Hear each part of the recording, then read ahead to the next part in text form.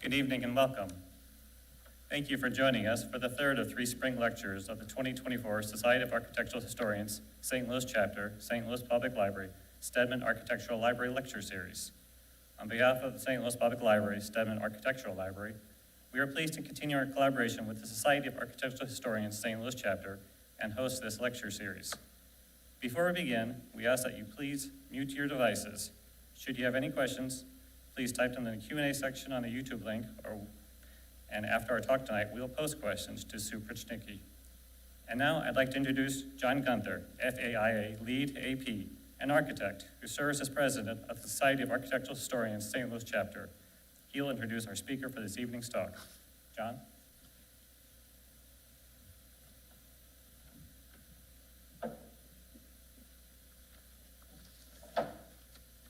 Thank you, Trent, for your welcome and for hosting this talk. Please know how appreciative we are to the St. Louis Public Library, Steedman Architectural Library, for our continued collaboration for our lecture series. It is my privilege to introduce our friend and colleague and tonight's speaker, Sue Pruchnicki, FAIA. Sue Pruchnicki, FAIA, is managing principal at Bond Architects. A woman-owned practice, Bond Architects was founded in 1992 to deliver client-focused architecture, planning, and interior design solutions across Missouri and Illinois. Bond Architects are leaders in library design with 15 transformative St. Louis County Library District branch renovations, 8 municipal library consortium members buildings, and multiple K-12 and collegiate libraries under their belt. Sue is recognized for her expertise in public and institutional library design, regularly presenting seminars on library design for local, regional, and national organizations. In addition, she is a St. Louis Public Library Steedman Advisory Board member and an architectural tour docent. Tonight, Sue will present her talk, Lions, Bricks, and Brutalism, Oh My, the University City Public Library. Designed by the esteemed St. Louis firm Smith & Ensroth, the University City Public Library has been an anchor in the U-City Loop neighborhood since its opening in 1969. The library staff was able to continue adapting the facility building to meet challenging and changing library needs until the building-wide system began demanding more substantial attention. Starting in 2009, Bond Architects worked with the library to update the library's functionality for the next 60 years, while preserving the building's distinctive architecture.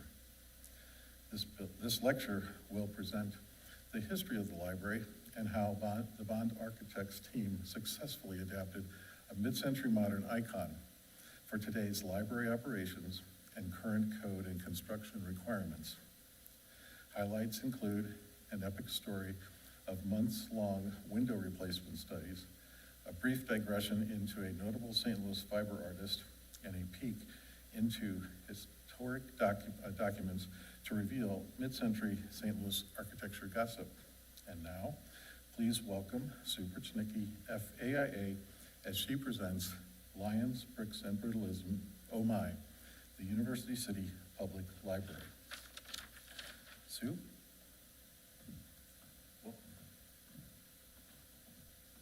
Thank you, John, and thank you to the library for inviting me to give this talk. This is one of my happy places in St. Louis, so it's always a pleasure to get to talk about it. Our firm, Bond Architects, as John mentioned, is a firm that specializes in public and community architecture. But this big building in particular that I've been working on for many years is my library. It's been one I've gone to for 25 years, so this is a personal project for me. The history of the library is really an interesting look at the history of St. Louis. So I'm going to talk about how this building in particular came about, its place and its time in history and culture and design, about some of the renovations and restorations, and then what it looks like today. So any library or any building in St. Louis, of course, you have to start out with a story about the World's Fair. So University City was really founded about the time of the World's Fair by Edna Gardner Lewis, E.G. is what he went by. a complicated visionary kind of guy. He was described in some places as a snake oil salesman. He founded 2 cities, including University City. He was indicted for bank fraud and convicted of mail fraud. But he was also a suffragette, or believed in women's suffrage, and a publisher of women's magazines at a time that was a fairly new idea. During the World's Fair on this site, he had purchased the property at the time of the World's Fair because he knew Washington University was moving out here at the time, and St. Louis was growing, and he, as a visionary, could see that people, and wealthy people particularly, would be wanting nice houses as they moved west. So he bought a significant chunk of property with the plans to develop this town, and also then to take advantage of all these people coming for the World's Fair. So he built a tent city to house some of the people coming, and this happens to be the site of our library project, is right here. So this is one of the earliest uses of the site, was as a tent city. He was on the site for the year that the time was for the World's Fair. So this was a model he had commissioned in 2009 that shows his vision for University City, and it shows some buildings that are still there, like the City Hall Tower, which was the magazine building. This building, which is where the factory was, the plant that would produce the magazines. And take note of the size of this, because it does change in history. The building on the far left is now part of the Lewis Center, but that was built to be the arts building. And then there's a church here that is still existent. The rest of these buildings were either never built or are gone now. So when this was a direct reflection of the City Beautiful movement that came out after the Chicago World's Fair as a planned community. And then following the World's Fair kind of history, in 1926, Mayor Ruth, in his inaugural address, mentioned the importance of a municipal library. But then 8 years later, in 1934, Mayor Millar had a committee for a library. So even at that point, they realized it was important to have a library, but they didn't quite get around to having it. And then 4 years after that, Mayor Fogarty promised to remodel City Hall. So the factory that printed the magazine building was not utilized by the city. He had put forward the idea of renovating that to be used for the library. And if you're a St. Louis resident, you might have heard many stories about the attempts to renovate this building to be something that's still sort of in the works right now. So in 1938, they started collecting donations, they started collecting books, and they were planning to do this renovation, and then it burned. So this is the first oh my. It had been leased to Orcutt Moving and Storage, who had used it, and a fire broke out, and because it was so full of things being stored, it burned for 24 hours. So unfortunately, it was no longer usable for the library, so they had to come up with another plan. So they started over. And then by 1938, they were able to acquire a WPA-era grant for $32,500, and also had a municipal bond issue election for $35,000 to build this building that is still existing today in University City. And in this article from when the building was opened, it talked about this is a multi-use building. The upper level was going to be the library. The lower level was what they called the auditorium, which was a community meeting space.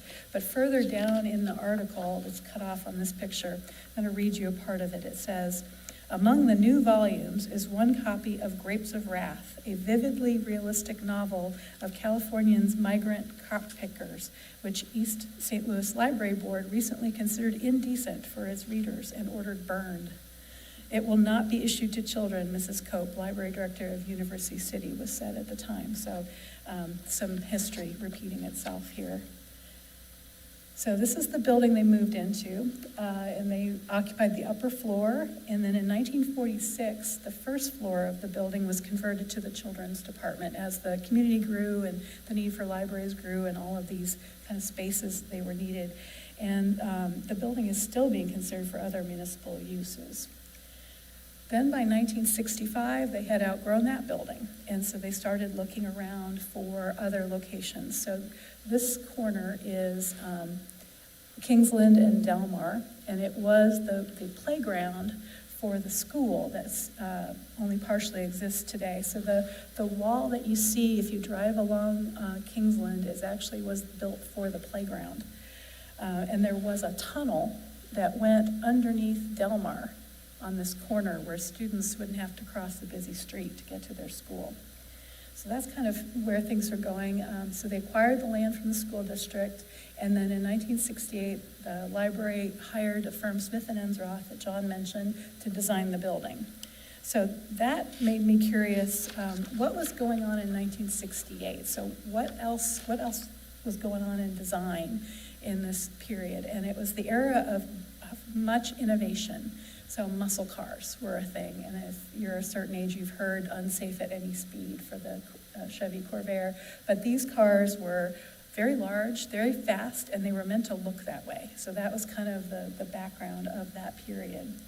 Art also became very large and very bold, in some ways impersonal and more of a parody. So Andy Warhol's soup cans first were produced in 1961, kind of hit the art scene in 1962, and then in 1968 was part of the first exhibit in Europe, so it became a much bigger thing. There was a lot of use of irony in this work and kind of incorporating popular culture. And so the word brutalism, I use that in the title as well, thought we should sort of talk about what do we mean actually by brutalism in architecture. So the book that sort of coined the phrase brutalism, that was made it into popular use, was a 1955 book by Rainer Banham, who was an architectural historian. And this was really brave new world stuff, that architecture and history, it was integrating science and making buildings more efficient, and it was a reaction against decoration and the decorative buildings. Buildings are serious things. They should be simpler forms, and then we should push materials capabilities as much as possible. So I took it upon myself to translate the Archispeak that comes from the author into English over here. So the word brutalism, it makes the buildings even sound less friendly than they already appear. But actually, the terminology came from the French word for concrete. So it was never meant to be sort of rough and mean buildings. It was meant to be sturdy and stable and serious buildings. So that's where the term came from. And interestingly, these buildings are becoming more popular again, I guess, as things come around. So during this period, there was a lot of boom in museum culture. Many museums were being built. In 1959, Frank Lloyd Wright's career was rejuvenated when he designed the Guggenheim Museum. So there was a lot of these kind of buildings going on. In Chicago, this was the Marina City project that was being built. It was, we're not just going to build an apartment building, we're going to build a vertical city. We're going to be bold and strong here. And so this was the world's largest apartment building at the time. So important was it that it was featured in a kids magazine that talked about the buildings going up. And the magazine was from 1962. And then the next couple buildings were very iconic for their period, for the bold use of concrete, just exposed, not clad in anything. We're celebrating it. It's not we're not being fussy with our materials. We're being very durable with economic materials, very heavy.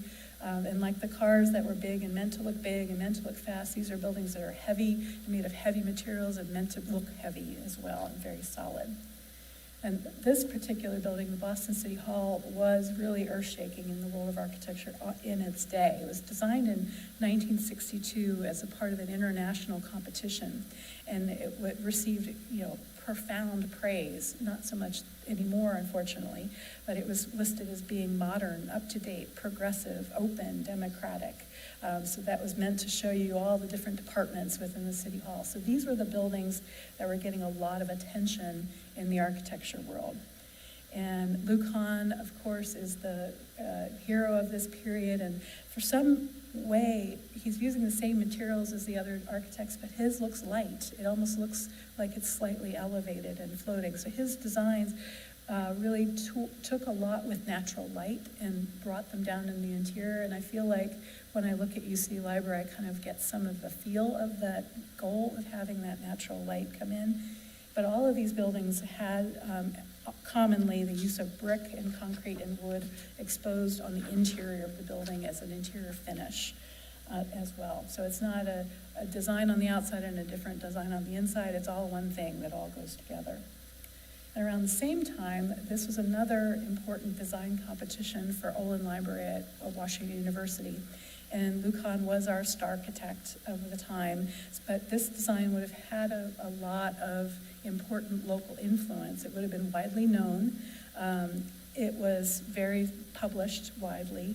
And so this particular design was this ziggurat meant to look big again. We don't know what it would have looked like as a finished building, but it was would have really had a unique place on the campus if it had been built. So this was the design that actually was constructed, that opened in 1963. And part of the reason that this design was selected, and again, the Lou Kahn design is within the realm of all the real popular design competitions. The one everybody thought was the best wasn't the winner, but this one I think was also considered an important building at its time. And part of what they did was they buried several levels below grade, so they weren't competing with the campus scale.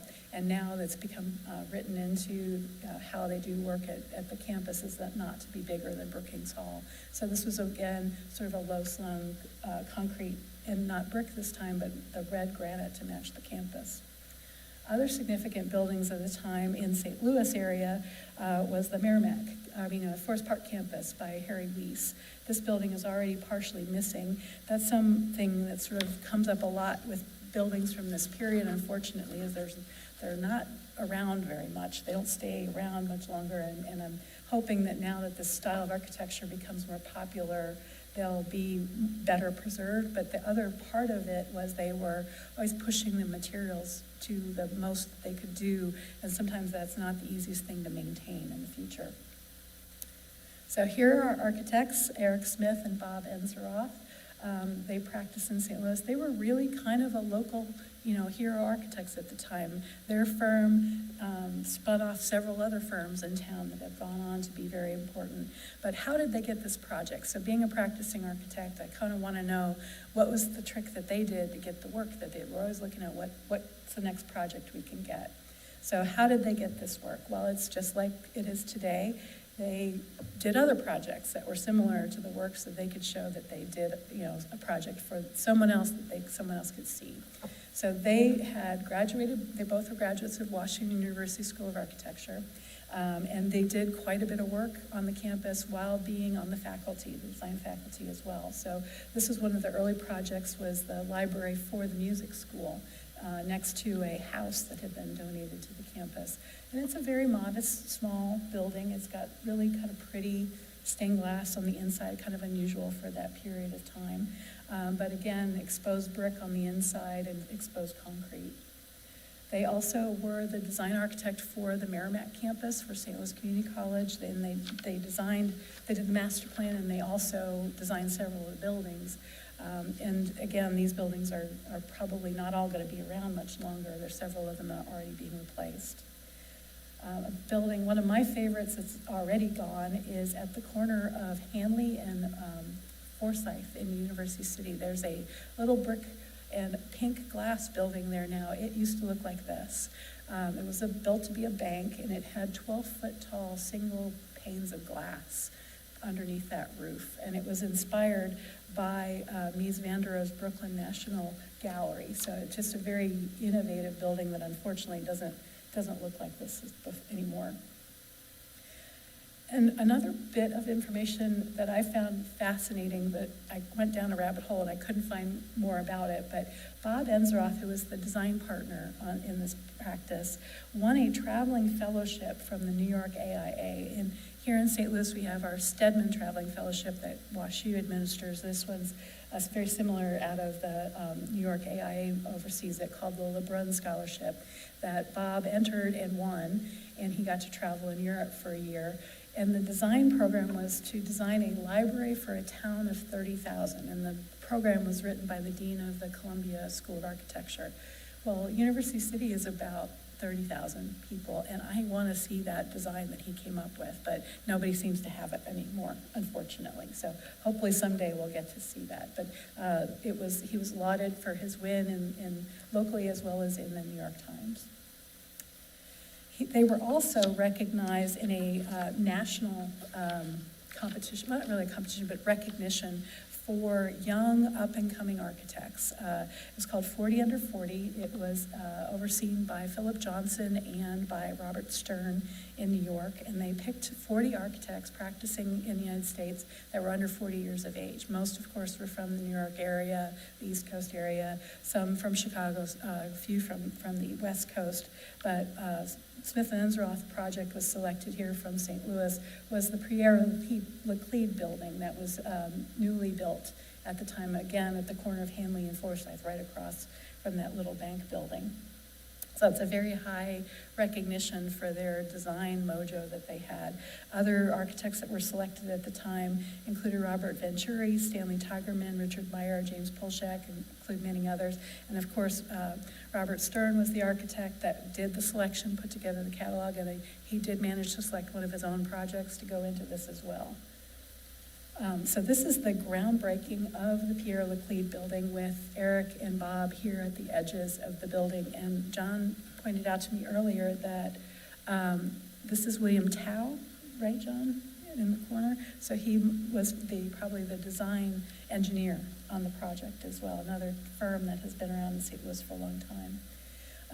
This tower became 2 towers over the life of it, so they've added, and this is where their office was for the life of the building, for the life of the firm. They went on after post-library time to do other buildings of all shapes and sizes and types and uses, so they did some corporate work both downtown and in Clayton. They did extensive amount of work on Washington University campus, including these 2 buildings, Mallinckrodt Center, and several of the lab buildings that are on the north side of campus. This project is at St. Louis University, Tegler Hall, and it is something we looked at as our firm when we were renovating the library because it's so similar to the library. It has a lot of the same details, same windows, same material, same bricks, so we could look at how this one, which was built a little bit later, was done, and we'll get into a little bit of that as well. Bob Ensroth, the design lead for the firm, was described to me as being a modest man. He was sort of very understated, and you can't get more modest for an architect to do a building that's underground. So they were responsible for an expansion to the St. Louis Art Museum. Here, this was another building that was done at another time that includes the auditorium, but they did the expansion underground that goes into the park. They felt it was important to not take up park space, to not make another statement in the park, to leave it to be park area. But they also partnered with Charles Moore to do the West Stair, which has the kind of ongoing mirror kind of experience there. So I thought that was an interesting process for them to be doing. They also designed other libraries in the St. Louis area for the Oak Bend and the Grand Blaze branches. But back to University City. So this is our site. The yellow box shows the site of our U City Library project. And so this site was where the school parking lot was, school playground was. And one of the architects that worked at Smith & Ensroth had told me that what they heard from Bob about the design of this building, like how did this idea come out, where did it come from, was here's a site surrounded by monumental buildings. The new library had to have its place as a monumental building. So that was kind of their thought process, was this needed to be a substantial building. So this is an early rendering showing the design of the building. And I think back to the Louis Kahn Library that had that sort of ziggurat stepping, and some of the other buildings that had that sort of massive forms that I showed you that were going on. This is very much a building of its time. It reflects a lot of the details and kind of massing that you'd see in some of those other buildings. So this building opened in 1969, and you can still see the fountain that's across the street to this day. This is what it looked like. You can still see the stone foundation that was part of the playground. And I find this really another funny oh my moment. The day the library was opening, the elevator stopped working. And ironically, when we did the renovation for the library, the elevator stopped working. So I don't know if there's some sort of karma going on in here, but that's what happened. Also, one of those massive single pane glass windows broke on opening day, and that was an ongoing problem that they had. It was just a similar headache that they had. So when I found this article and shared it with the library folks today, they felt some empathy to their past board members. So this is what the atrium space looked like in the center, just washed with natural light and the wood details, possibly reflective of the Lucan Library as well here in this building. One of the things that the library board wanted was to have some sort of art piece in the library. They did not have it when it opened, but they did think that it was very important to have art as part of the library, as part of their community. And I think this is a very telling quote about the way they think about their building, equating ourselves with the best that has been known and said in the world, and thus with the history of the human spirit. Nobody talks like that anymore about buildings. I think it's very inspiring. So here is the art piece that they commissioned. The tapestry is called Imprints. It was woven by Muriel Helfman, who did a lot of tapestries around St. Louis area and beyond. Her pieces typically were more figural with faces in them, but here she chose to focus on the history of print. What I learned at the time was when she was commissioned to do this and they came up with the idea for this very three-dimensional tapestry, she didn't actually know how to weave it, because in most weavings you have loose fibers at the back. And here, this is a two-dimensional form, so she was going to have to make it look good from both sides. So over the course of the years we've worked here, we've taken this down and cleaned it twice, and it is perfectly in good shape. It was very dusty, and basically what we were told by the people at the art museum was to vacuum it, is how you clean it, but it still looks really quite beautiful today. So our firm's relationship started with this building in 2009. And it was already an older building. It was a 40-year-old building, and it needed some work done on it. So we were sort of starting with, well, we have some money. What do we do? How do we fix the things that we need fixed? So of course, the most important thing that I've always heard since I came out of school was water is the enemy. And at this point, there were leaks in the roof. So that was what we started with. The first large project was a roof and skylight replacement. So this was some renderings we prepared to show what the before and after was look like. The original roof is completely flat and had a very minimal parapet. So when today we put insulation on the roof and we slope the roofs so the drains properly, so that all of a sudden raised the edge of the roof above the existing parapet. So we had to raise up that corner. So what we did was we added to the copper parapet. And this building is in a historic district for University City, so we had to submit to the historic district property. It's not technically, at the time, a historic building, but it was important that we go through that process to follow the rules and everything. So this was to show that we were not going to do damage to the form and appearance of the building. So this is what it looks like from the roof. So the before, this was the skylight on the roof. It was a translucent skylight. The building was occupied during the whole time we were doing this, so they had to rip off a piece of roof and put more roofing back on it. Couldn't just tear it off and leave it exposed to the air and weather, because then it would leak even worse into books, which was a really bad combination. So we were able to work with our contractor to incrementally replace the roof. They actually constructed the new skylight floating above the old skylight, held it above it while they were building it, and had it blocked off. And then this is a close-up of the new copper parapet that we raised higher to handle the new roof. So this is what it ended up looking like. So it is a taller skylight than what was originally designed. And the reason we did that was to incorporate operable windows in the side of the skylight. We did that for two reasons. One is natural ventilation. So if you open those windows you open the doors on the building, you get a nice chimney effect, and it can clear out the sort of stuffy air in the building. And when the building was originally designed, they had installed lighting to light, bounce light off the skylight to light the middle of the building, with some success. It didn't work great, but it really didn't work when the light bulbs burned out and nobody could get to them to change them. So every time the bulbs burned out, they'd have to rent a lift to go up that high to change the light bulbs. So we made it so you could get up on the roof, open the window, reach in and change the light bulbs. So that brings us to 2019, when the voters in University City passed Proposition L to do the much larger renovation of the building. So this was an extensive project, and right in the middle of what we now know as COVID. So this passed in April of 2019, and now what do we do? So we were concerned at the time about how do we do this renovation and make sure that the funds that the library was spending weren't going to be compromised if property values changed or other things that might happen. And it's a large, older building, so we decided to do this in phases, incrementally, to just kind of chip away at the work that needed to be done. So we started with the exterior, what we call the building envelope, what keeps all the water out in the exterior of it.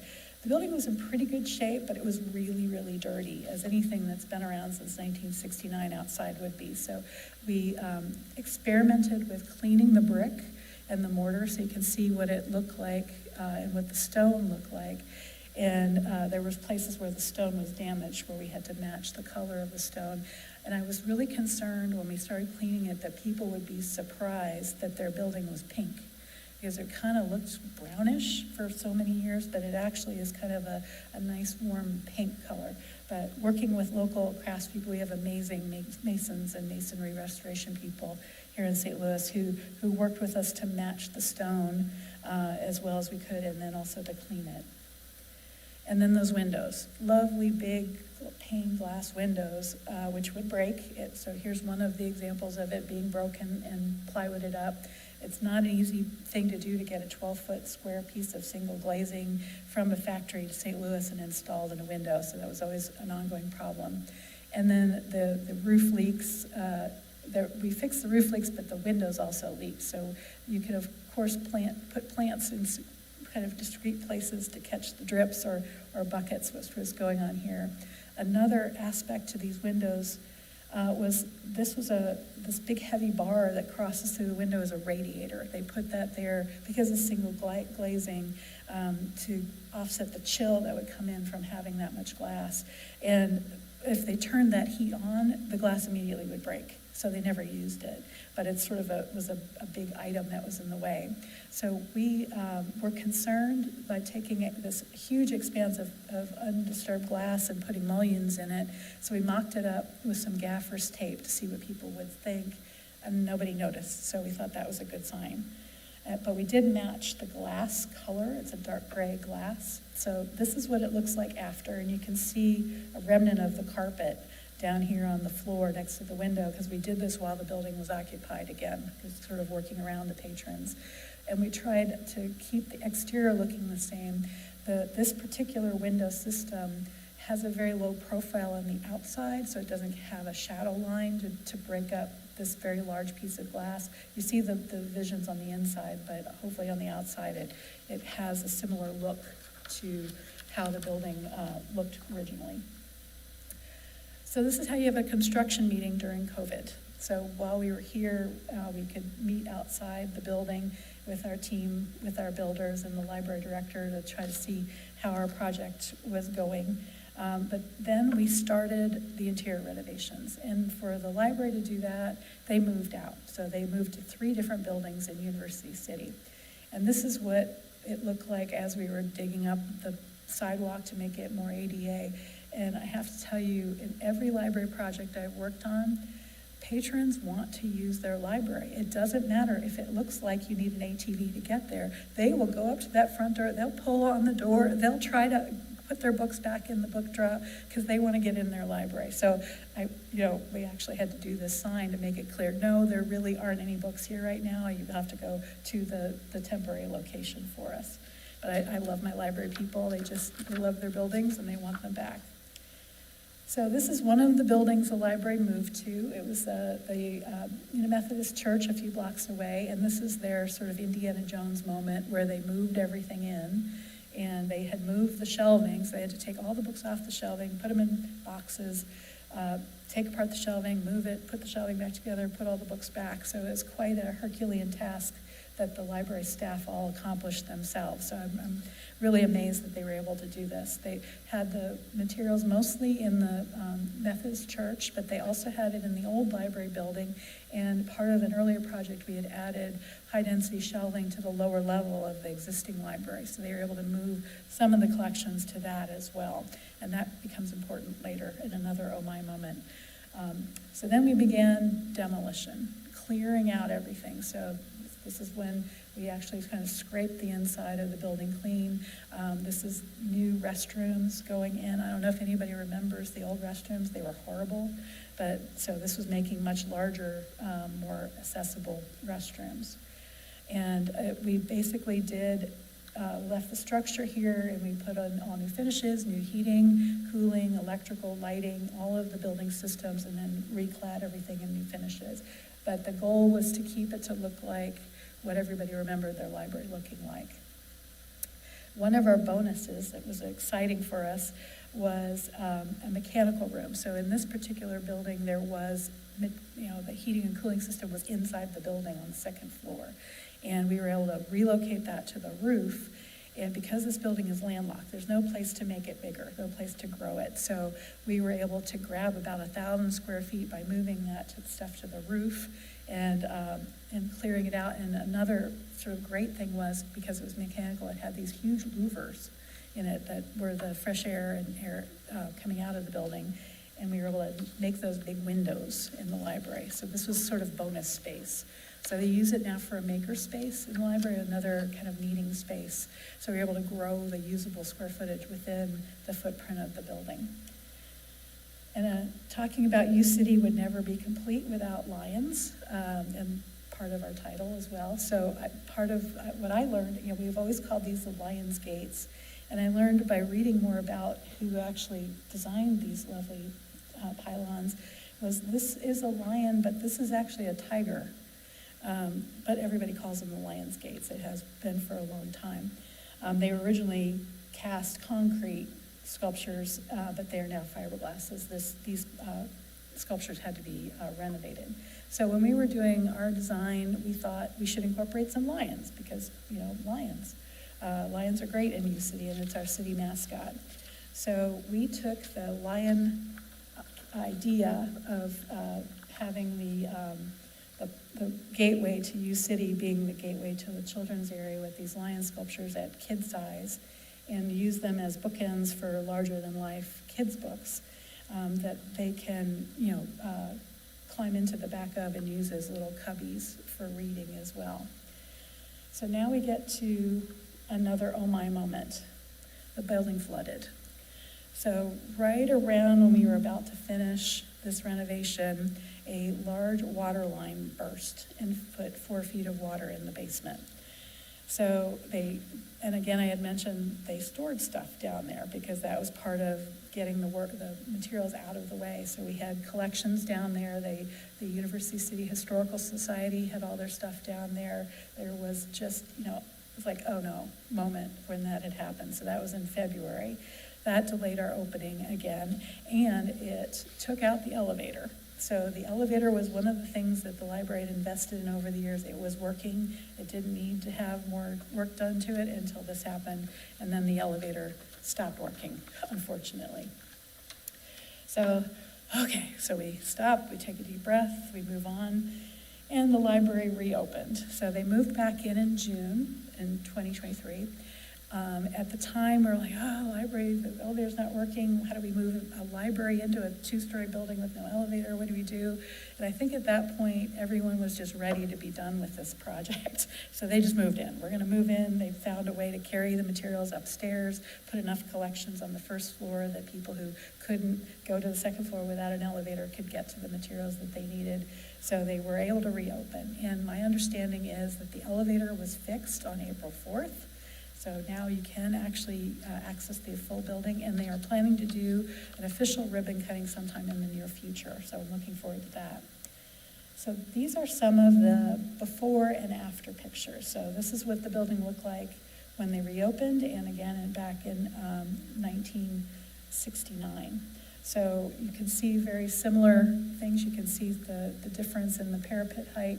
One of the things we did change was the letters on the side of the building. We thought they were really hard to read and really kind of small, so we used the same font and made them a little bit bigger. We removed the brick that was used on both entrances of the building and in the lobby.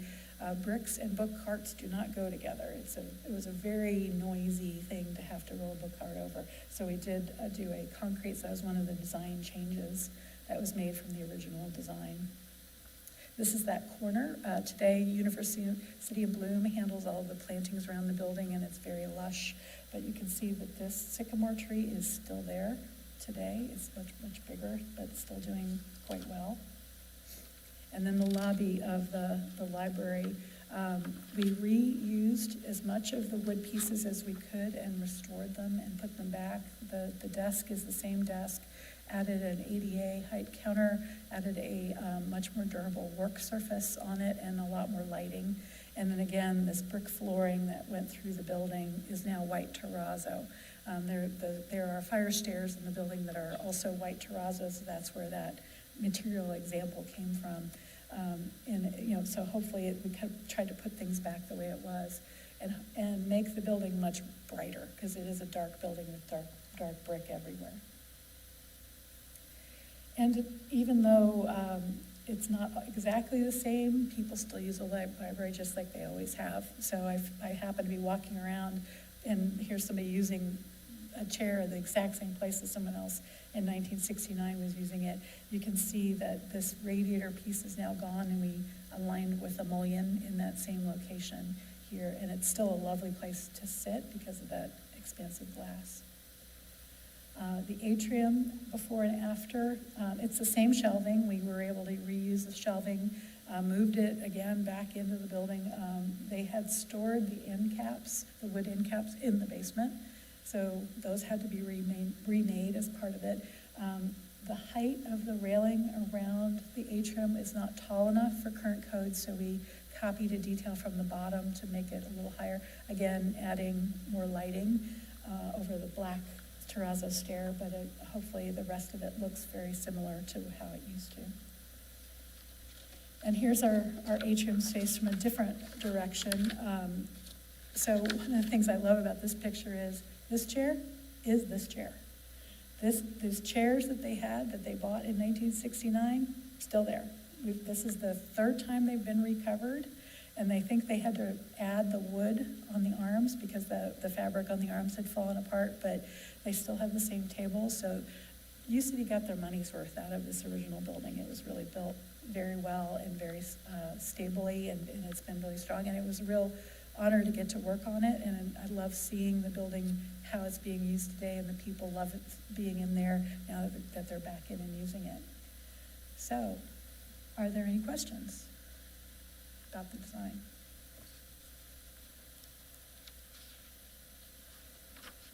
Yeah. Yeah.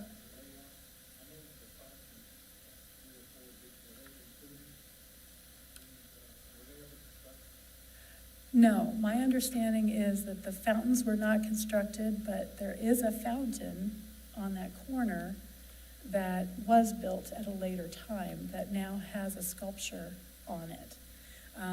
And University City partners every year with the art school at Washington University to do art installations in public areas. And one of the installations, I think it was in maybe 92, that was done at the time, was to put a sculpture in this fountain. It looks like a little old man holding an umbrella, and the water spills over the top of the umbrella. So that was a temporary structure, temporary sculpture that was very popular, and they've raised funds and made it permanent. But no, the model,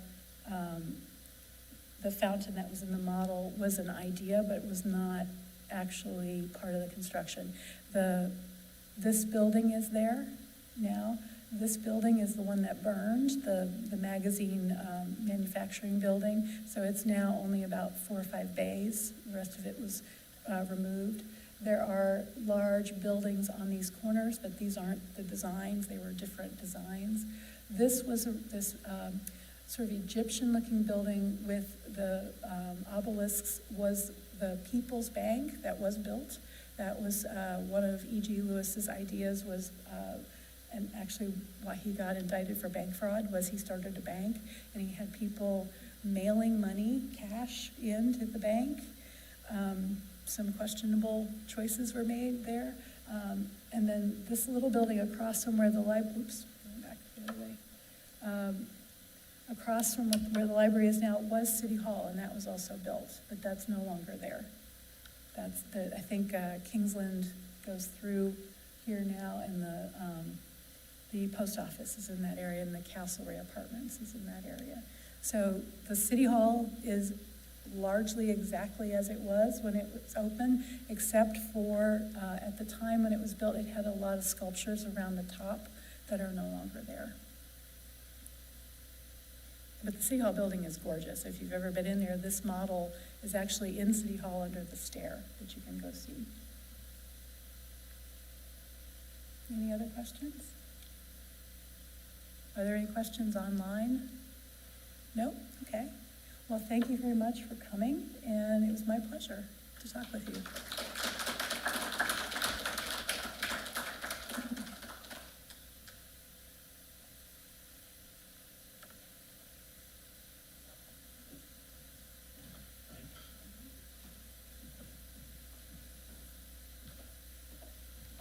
Thank you, Sue. That was a great talk.